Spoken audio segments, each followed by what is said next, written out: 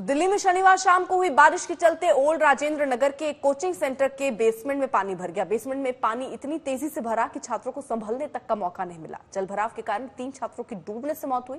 अब इस दर्दनाक हादसे की जांच चल रही है। पुलिस आरोपियों की गिरफ्तारी कर रही है। गुस्साए छात्र प्रदर्शन कर रहे हैं, एक दूसरे पर सियासी हमले हो रहे हैं।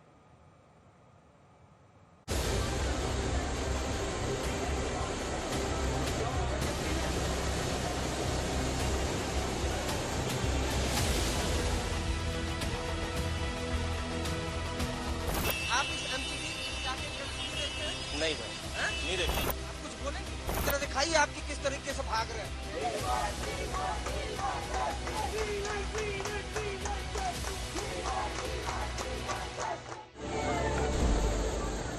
जब जिंदगी अव्यवस्था की भेंट चढ़ जाती है, लापरवाही जान पर भारी पड़ जाती है, तो यूं ही उठता है गुस्से का गुबार।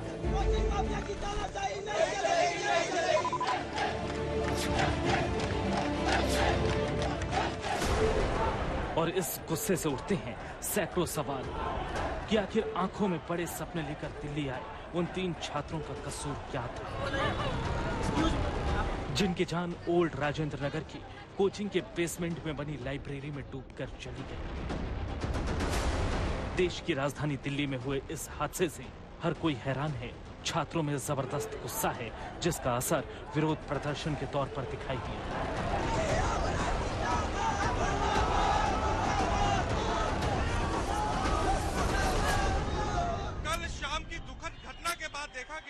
जहां 3 बच्चों की मौत हो जाती है जब भारी बारिश के बाद यहां पर एक प्राइवेट कोचिंग इंस्टीट्यूट की बेसमेंट में जहां लाइब्रेरी चलाई जा रही थी, वहां 3 बच्चों की मौत हो जाती है। जिसके बाद जो यूपीएससी एस्पिरेंट है, छात्र है, वो गुस्से में है, निराश है। कहीं ना कहीं प्रशासन पर उनका जो गुस्सा है वो निकल रहा है। दिल्ली में बारिश के दौरान सड़कों पर जल जमाव की तस्वीरें आपने कई बार देखी होंगी, लेकिन राजेंद्र नगर में जो हुआ शायद ही किसी ने उसकी कल्पना की होगी।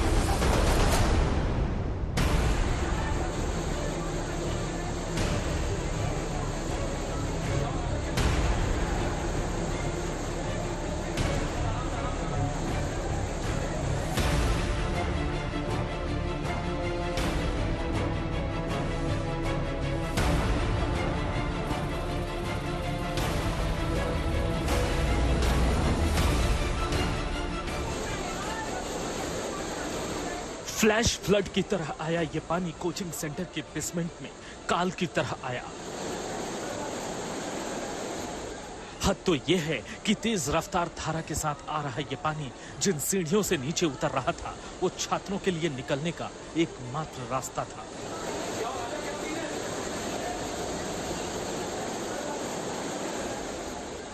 यानी बेसमेंट में मौजूद छात्रों के लिए भागने का कोई रास्ता ही नहीं था। इसकी कल्पना करना भी दर्दनाक है कि नीचे जा रहे इस पानी की वजह से छात्रों पर क्या गुजर रही होगी।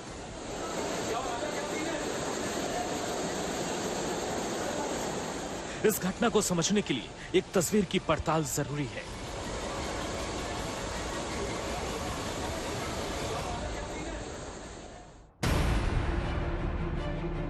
यूपीएससी कोचिंग का गढ़ माने जाने वाले दिल्ली के ओल्ड राजेंद्र नगर का एक बेहद मशहूर कोचिंग सेंटर।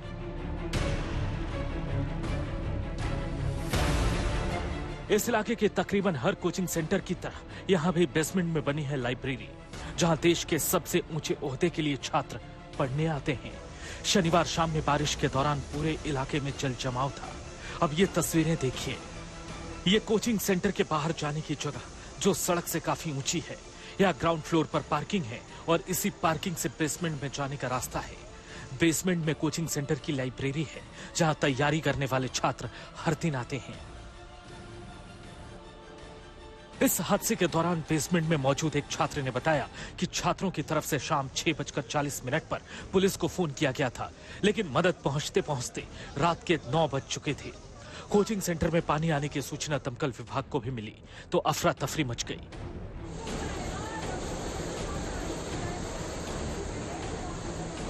बेसमेंट में पानी 10 से 12 फीट तक भर चुका था। रस्सियों के सहारे छात्रों को निकाला जाने लगा।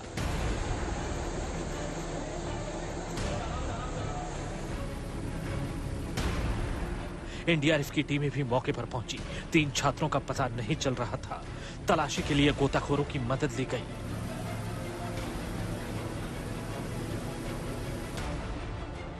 रात के 1:30 बजे तक 3 छात्रों के शव बेसमेंट से निकाले जा चुके थे।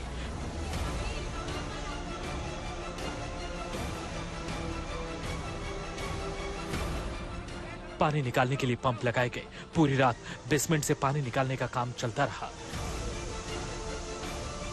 दिन निकलने तक ड्रेनेज की सफाई का काम जारी था।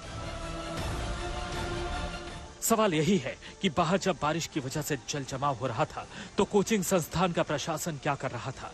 कोचिंग में पानी की निकासी के क्या इंतजाम थे? आखिर कोचिंग संस्थानों को इतना गैर जिम्मेदार होने की हिम्मत कहां से आती है कि लाखों की फीस लेकर भी छात्रों की जिंदगी से खिलवाड़ करने में वो नहीं डरते? श्रेया चैटर्जी के साथ सुशांत मेहरा, दिल्ली आज तक। दिल्ली के ओल्ड राजेंद्र नगर में हुए हादसे को लेकर कई सवाल उठ रहे हैं। आखिर बेसमेंट में लाइब्रेरी की परमिशन किसने दी?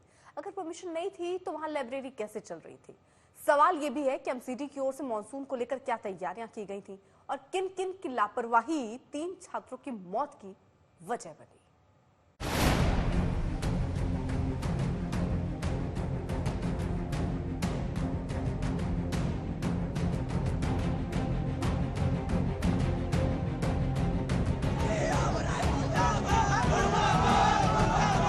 दिल्ली के ओल्ड राजेंद्र नगर के कोचिंग सेंटर से आई ये तस्वीरें हैरान और परेशान करने वाली हैं,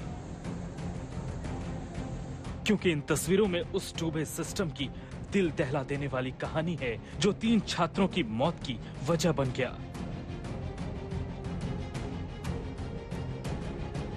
जो छात्र घरों से दूर आए थे पढ़ाई करने, लेकिन लापरवाह सिस्टम के शिकार बन गए।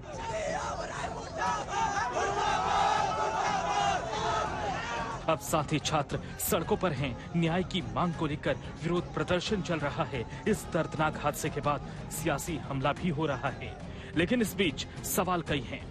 दरअसल जांच में पता चला है कि इस कोचिंग के बेसमेंट को स्टोरेज के रूप में एनओसी मिला था, लेकिन इसका इस्तेमाल लाइब्रेरी के रूप में हो रहा था। और हैरानी की बात यह है कि कोई दुर्घटना होने पर छात्रों के निकलने का पर्याप्त इंतजाम भी यहाँ नहीं था। इतना ही नहीं, बेसमेंट के पिछले हिस्से में कोई एग्जिट नहीं था। ये वो आईएस एकेडमी है राउस, जिसमें तमाम जो स्टूडेंट्स हैं उसकी बेसमेंट में फंस गए थे।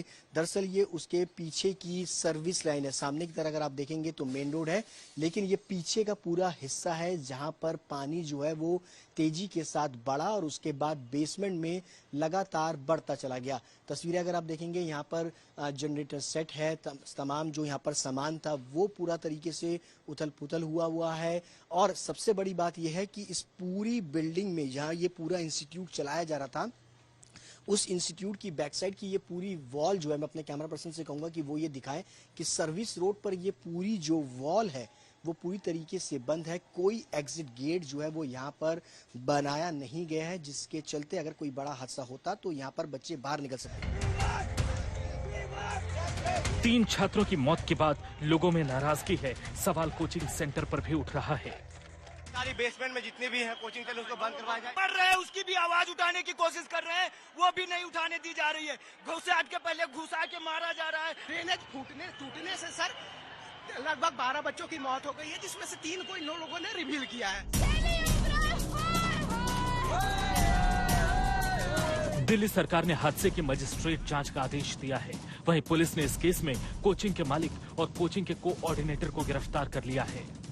दिल्ली पुलिस ने 2 लोगों को इस मामले में गिरफ्तार किया है, जिसमें अभिषेक गुप्ता जो कोचिंग के ऑनर है वो और देशपाल जो कोऑर्डिनेटर है, उन दोनों लोगों को गिरफ्तार किया गया है। और जो दिल्ली पुलिस ने एफआईआर रजिस्टर्ड किया है उसमें कोचिंग के जो ऑनर है, कोऑर्डिनेटर है, उसके अलावा जिनकी जिम्मेदारी इस इलाके के ड्रेनेज सिस्टम को ठीक करने की है, उनके खिलाफ इस मामले में एफआईआर दर्ज हुई है। अब जाहिर सी बात है, ड्रेनेज सिस्टम वो खराब था, इस वजह से ही पानी अंदर गया। देखिए यहाँ पर अभी दिल्ली पुलिस के जो ऑफिशियल है वो बड़ी संख्या में यहाँ पर वो तैनात है। अभी भी अंदर जो फाइनल रेस्क्यू है वो किया जा रहा है।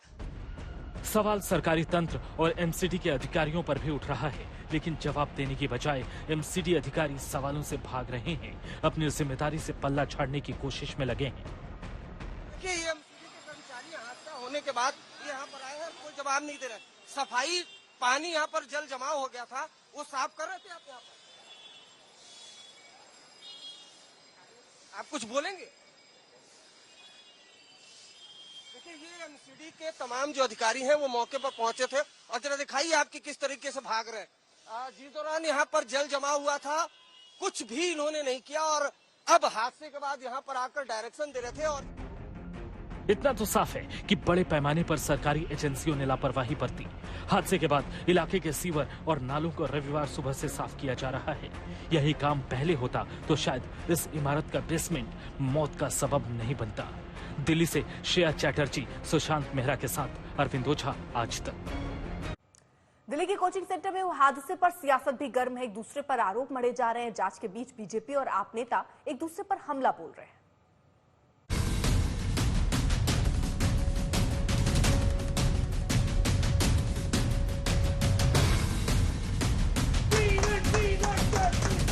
दिल्ली के जिन गलियारों में सिस्टम बनाने वाले अधिकारी पैदा होते हैं, उसी गलियारे में लापरवाही के चलते सिस्टम की मौत हो गई। उसी गलियारे में सरकार की बचबचाती व्यवस्था फिर से बेनकाब हो गई। ओल्ड राजेंद्र नगर के कोचिंग सेंटर में 3 छात्रों की मौत पर सियासत गर्म है। आम आदमी पार्टी बीजेपी के निशाने पर है। आप हर हमलों का जवाब दे रही है। डिसल्टिंग हुई है, लेकिन फिर भी कोई भी इसकी जांच हो, पूरा कंप्लीट इसकी ट्रांसपेरेंसी होनी चाहिए, पूरी जांच होनी चाहिए। अगर कोई भी जिम्मेदार है उसके खिलाफ सख्त से सख्त कार्रवाई होनी चाहिए। खुद मैं अभी 20 दिन पहले जल बोर्ड के सीईओ से मिल के आया, एमसीडी के ऑफिसर से मिल के आया, जल बोर्ड के नीचे के लेवल पे अधिकारियों से मिल के आया। डिसल्टिंग की बात कर रहा हूँ, ड्रेनेज क्लीन की बात कर रहा हूँ, सुपर सकर की मशीन की बात मैं मांग रहा हूँ, डिक्की मशीन की बात मैं मांग रहा हूँ। ठीक है, लेकिन वही जहाँ 10 मशीनें लगनी है 2 मशीनें आ रही हैं। राजेंद्र नगर में जो कल हुआ, ये हादसा नहीं, हत्या है। देश के युवा दिल्ली में आते हैं अपना भविष्य बनाने, लेकिन भ्रष्टाचार की भेंट चढ़ गए। कोई जवाब देने को तैयार नहीं है। कैसे यहां अवैध लाइब्रेरी चल रही थी, किसने दी थी एनओसी, है किसी के पास जवाब? दिल्ली सरकार, दिल्ली नगर निगम, जल बोर्ड, दिल्ली फायर सर्विसेज, सबके सब इस तंत्र में घुसे हुए। मेयर के घर के बाहर भी प्रदर्शन हो रहा है। कोचिंग सेंटर हादसे के बाद न केवल करोल बाग मेट्रो स्टेशन पर अलग अलग छात्रों ने प्रदर्शन किया, बल्कि अखिल भारतीय विद्यार्थी परिषद की तरफ से आप देख सकते हैं कि दिल्ली की मेयर शैली ओबेरॉय के घर के ठीक बाहर ये प्रदर्शन इस वक्त हो रहा है। और आप देखेंगे कि एबीवीपी के जो तमाम स्टूडेंट्स हैं वो हाथों में तख्तियां और दूसरी चीजें लेकर यहाँ पर मौजूद हैं और अपने तरीके से लगातार ये प्रदर्शन कर रहे हैं। और साफ तौर पर इनका ये कहना है जब तक इनकी मांगे नहीं मानी जाती तब तक ये यहाँ से नहीं हटेंगे। इसी हंगामे के बीच अब कोई जांच की बात कर रहा है तो कोई इसके लिए बीजेपी को जिम्मेदार ठहरा रहा है। इस घटना के बाद अब मैंने कमिश्नर एमसीडी को एक लेटर लिखा है, जिसमें आप देख सकते हैं कि हमने 2 निर्देश मैंने दिए हैं। पहला, दिल्ली में जितने भी कोचिंग सेंटर्स हैं जो उन बिल्डिंग्स में चल रहा है जो एमसीडी के जुरिस्डिक्शन में आते हैं और बेसमेंट में बायलॉज के अगेंस्ट या नॉर्म्स के अगेंस्ट ऐसे कोचिंग सेंटर चल रहे हैं, उन पर सख्त से सख्त कार्रवाई हो, उन पर एक्शन लिया जाए। दूसरा, और अगर इस मामले में जो कल राजेंद्र नगर में हुआ कोई भी एमसीडी अधिकारी अगर जिम्मेदार है तो उस पर भी सख्त कार्रवाई। Not for the first time this has happened. Before this we saw another aspirant who got electrocuted. Before this we saw 2 kids who got electrocuted. 6 people have lost their lives due to failure of civic agencies in Delhi. And when you look towards the people who head the civic agency, they start with the blame game. Honorable Member of Parliament, she visits the sites and she starts targeting the MLA and the councillor. She forgets that the LG is from Bharatiya Janata Party. She forgets that the councillor there for the last 10 years was from Bharatiya Janata Party. What have they done? हंगामा जबरदस्त है। सवाल है कि क्या सरकार की लापरवाही के चलते छात्रों को अपनी जान गंवानी पड़ी? क्या स्थानीय विधायक ने अपनी जिम्मेदारी नहीं निभाई? आखिर एमसीडी ने टूटे हुए नाले की सफाई और मरम्मत क्यों नहीं करवाई? जितने सवालों की फहरिस्त लंबी है उतनी ही सियासत का सिरा भी लंबा है। परिवार का रो रो के बुरा हाल है, वो गिड़गिड़ा रहे हैं, वो मदद मांग रहे हैं। और कितनी शर्म की बात है कि अभी तक ना तो दिल्ली सरकार के मंत्री, ना मेयर, ना एमसीडी के कोई बड़े अधिकारी अभी तक उनसे मिलने नहीं आए हैं। मेरी डिमांड है, एफआईआर दर्ज हो गई है, मुझे बताया जा रहा है, पर इतनी सख्त एफआईआर होनी चाहिए और इन सबके खिलाफ एफआईआर होनी चाहिए। This is not a disaster, it is a murder. तो सरकार की जिम्मेदारी बनती है एक एक परिवार को 1-1 करोड़ रुपए देना, उनकी जिम्मेदारी है। और तीसरी बात, हद है बेशर्मी की कि अभी तक इनसे मिलने कोई नहीं आया। ये कोई नेचुरल डिजास्टर से मौत नहीं हुई है, ये मौतें मानव निर्मित त्रासदी हैं। This is a man made disaster. ये कौन है इसके पीछे, जिम्मेदारी तय होनी चाहिए, उनको सजा मिलनी चाहिए।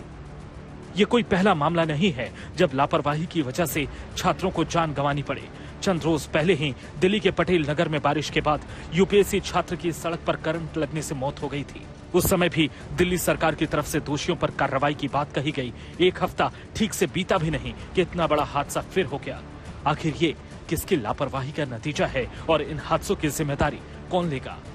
दिल्ली से श्रेया चैटर्जी, सुशांत मेहरा के साथ अरविंद ओझा, आज तक।